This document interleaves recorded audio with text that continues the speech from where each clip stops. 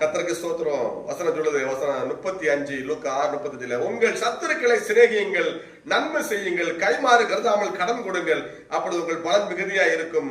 உன்னதமானவருக்கு நீங்கள் பிள்ளைகளா இருப்பீர்கள். அவர் நன்றி அறியாதவர்களுக்கும் துரோகிகளுக்கும் நன்மை செய்கிறாரே.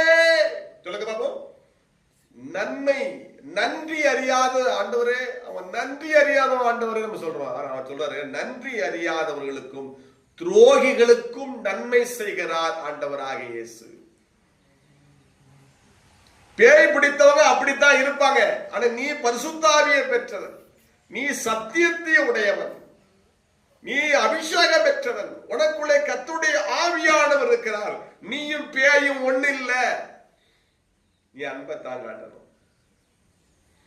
நீயும் பேயும் ஒண்ணு கிடையாது. அல்லேலூயா. நீ அபிஷேகம் பெற்றவன், தேவனால் அபிஷேகம் பெற்ற கர்த்தருடைய மகன், கர்த்தருடைய மகள் நீ.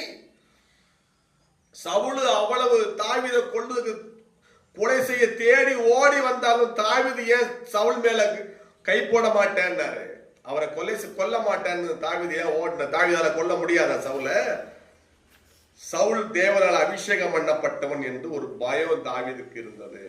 அவனா செத்தா சாகட்டும், நான் ஒரு நாளும் அவனை கொலை செய்ய மாட்டேன். அவன் தேவனால் அபிஷேகம் பண்ணப்பட்டவன் தான் சவுல். இன்றைக்கு அநேகருக்கு என்ன செய்யல, ஊழியக்காரங்க மேல அநேகருக்கு பயம் இல்லை. எல்லாம் பேய் பிடித்தவர்கள். சவுலுக்குள்ள பேய் வந்த அப்புறம் தான் தாவீதை கொல்ல ஓடினான். அல்லேலூயா. சவுலுக்கு அந்த உணர்வு இல்லை. சவுல் தாவீதோடு கர்த்தர் இருக்கிறார் என்ற உணர்வே சவுலுக்கு இல்லை. காரணம் என்ன? சவுலுக்குள் பேய் இருந்தது. பேய் இருக்கிறவர்கள், பிசாசு கொண்டவர்கள் மற்றவர்களை கொலை செய்ய ஓடுவார்கள், மற்றவர்களை துரத்தி விடுவார்கள், மற்றவருடைய சொத்தை பறிக்க நினைப்பார்கள். அல்லேலூயா. ஆனா முடிவுல தேவனால் அபிஷேகம் பண்ணப்பட்ட தாவீது தான் வெற்றி பெறுவார். கை வைத்து அமை சொல்லுங்க. சத்தியத்தை கொண்டவர் தான் வெற்றி பெறுவார்.